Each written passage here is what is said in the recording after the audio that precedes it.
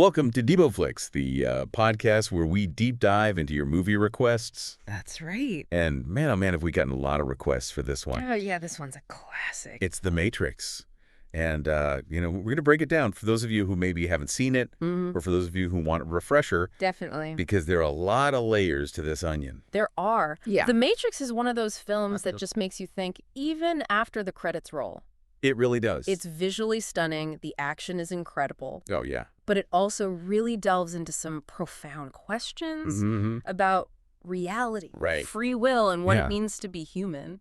Okay, so let's start at the beginning. Right. We're introduced to Thomas Anderson. Yep. A hacker who goes by the name Neo. Yeah. Lives a pretty normal life. Mm-hmm. By day, he's a software programmer, but by night, he's exploring the digital world. Right. Trying to uncover the truth about something he calls the Matrix.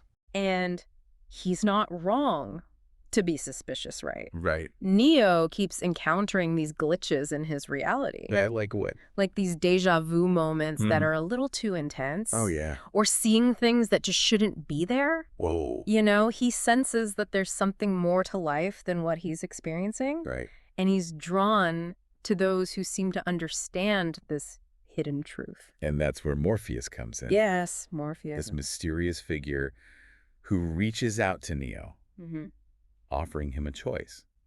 The red pill or the blue pill? Such an iconic scene. Oh, it is so iconic. So the red pill represents the truth. Okay. No matter how difficult or disturbing it may be. Right. And the blue pill, yeah, well, that's blissful ignorance. Just a return to the comfortable illusion that Neo's always known. And Neo, being the hacker, the truth seeker that he is, he chooses. He does the red pill. Chooses the red pill. And that's when his world is completely shattered. He wakes up to discover his physical body is plugged into this vast system, along with countless other humans. It's a pretty shocking revelation. Oh, yeah. What Neo thought was reality was actually a computer simulation. Whoa. Designed by these sentient machines to enslave humanity. Wow. Our physical bodies are just batteries powering their world. Oh, my gosh. Talk about a rude awakening. Right. So Neo is pulled out of this system, this matrix, into the real world. Yeah. And it's not a pretty sight. It's not a pretty sight at all. The world is desolate,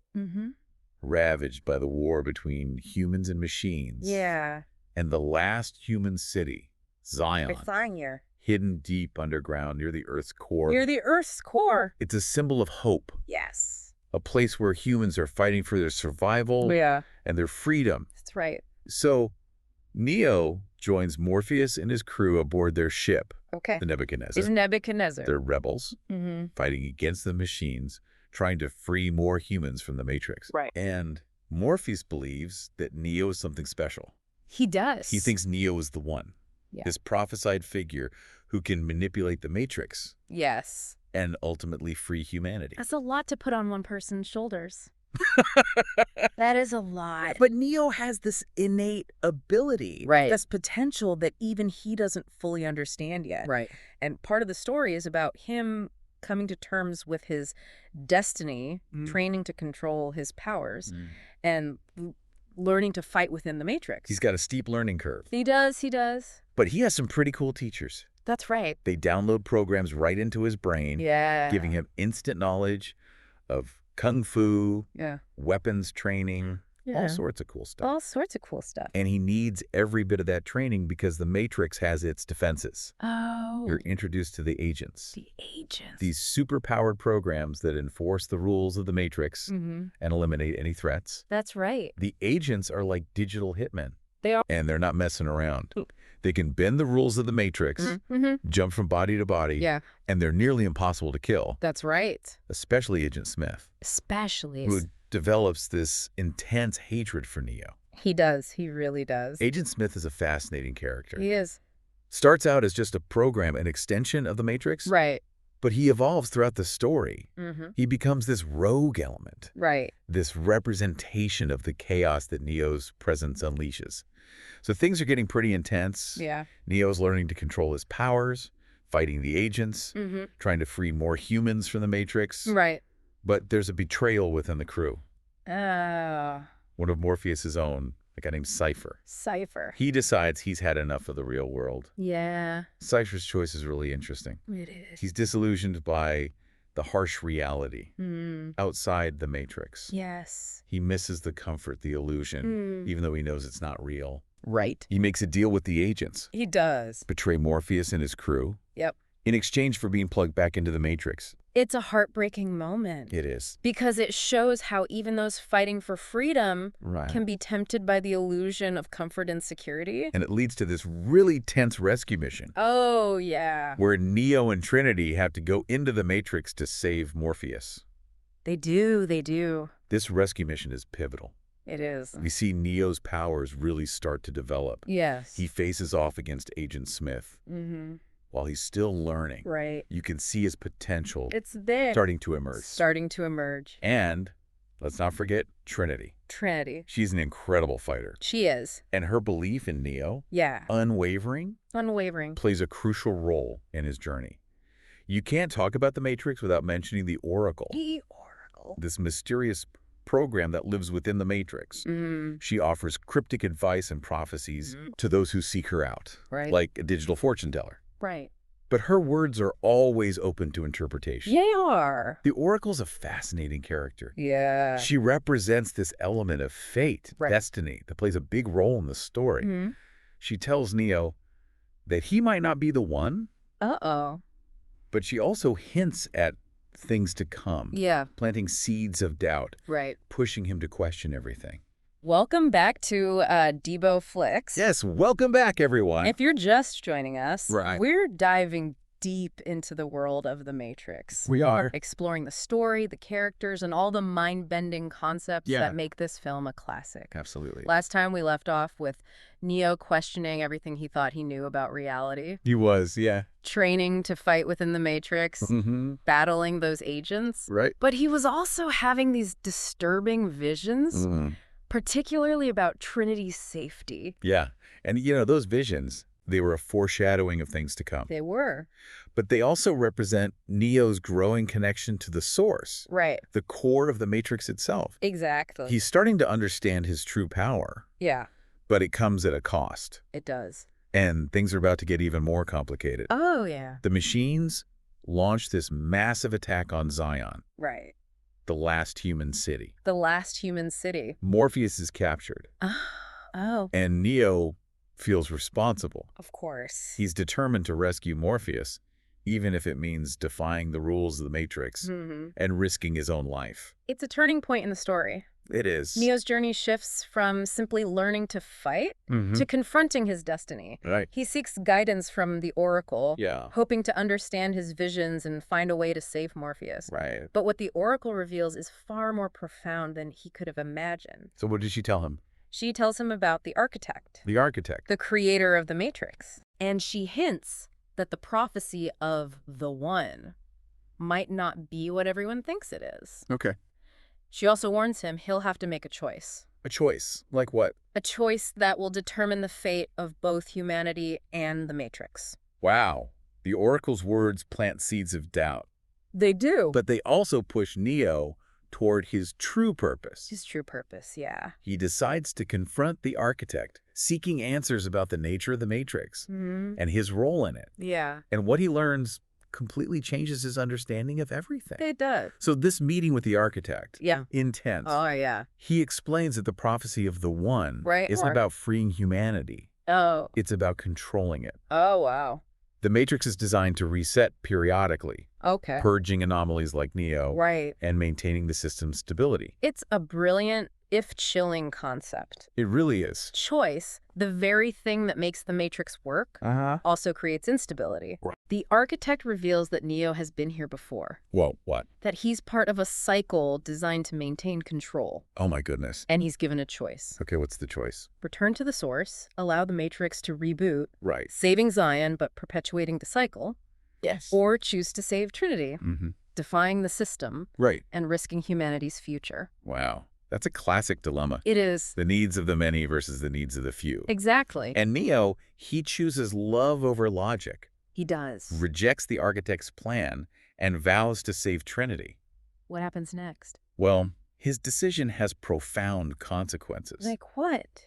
The architect warns him that his choice will unleash chaos. Oh. That Agent Smith will become an uncontrollable force, threatening both the Matrix and the real world. And as Neo races back to save Trinity, his worst nightmare comes true. Oh no, she's fatally wounded. Yes. Fulfilling the vision that haunted him. Yeah, but even in death, Neo refuses to give up. He doesn't. He reaches out to her. Okay. Using his connection to the source. Right. And brings her back to life. This moment's crucial.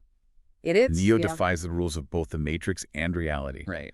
Demonstrating a power beyond anything anyone has seen before. Yeah. And it also confirms his rejection of the architect's plan and sets him on this new path. Okay. One where he will confront the consequences of his choice. But saving Trinity comes at a price. It does. Remember Agent Smith? Yeah. Well, he's been evolving too. Oh, no. He's become this rogue program. Okay. Capable of replicating himself. Uh-oh. And spreading like a virus, consuming everything in his path. Smith represents the chaos that Neo's defiance has unleashed. Right. He's become Neo's opposite, an embodiment of the system's fear and the potential for destruction. So how do you fight a program that can copy itself endlessly? Right. That's the challenge Neo now faces. Yes. He needs to find a way to defeat Smith. Mm-hmm. Not just to save himself, but to save both humanity and the Matrix from being consumed. Welcome back to Deebo Flix. We are at the final chapter of our Matrix deep dive. That's right, the final showdown. Last time we left off with Neo facing an impossible challenge. He did. How do you defeat a program that can copy itself endlessly? It's the question that's haunted both Neo and humanity. Yeah. Since his fateful decision to save Trinity. Right.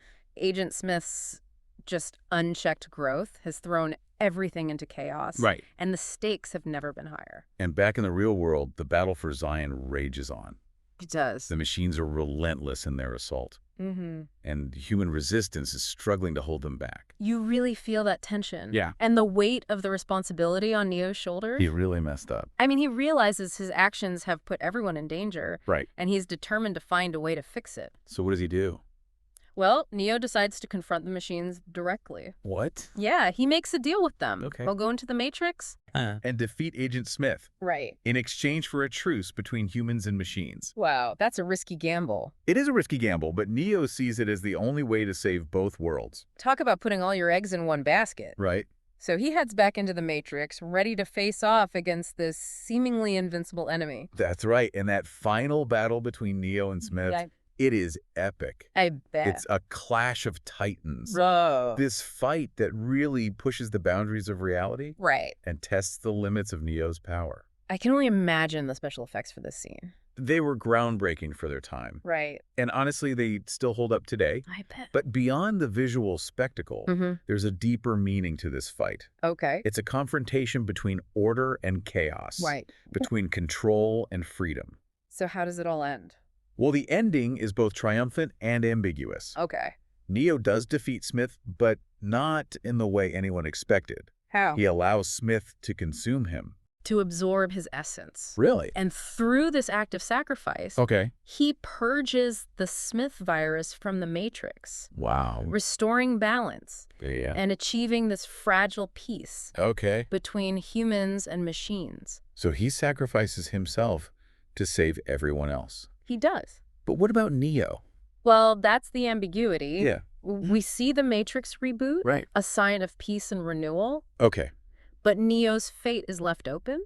So he could still be alive? He could be. So even in victory, there's a sense of mystery. There is possibilities. Right. It's like the story isn't truly finished. It's not. It's up to us to decide what happens next. And that's the beauty of the Matrix. That's right. It doesn't give us all the answers. It really doesn't. It leaves us with questions, possibilities, and with a sense of wonder about the nature of reality. Exactly. Free will, Yeah. and the choices that we make. It's a story that stays with you long after the credits roll. It really does. Prompting you to think, to question, and to imagine. That's the mark of a truly great film. It is. Well, there you have it, folks. That's it. We've journeyed through the digital rabbit hole. We have. Explored the twists and turns of the Matrix.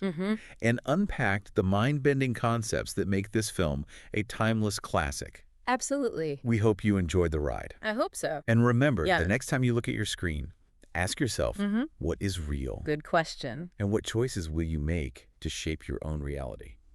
Another great question. That's a wrap for our Matrix deep dive. That's it for today. Until next time, keep exploring. Yes. Keep questioning. And keep those minds open.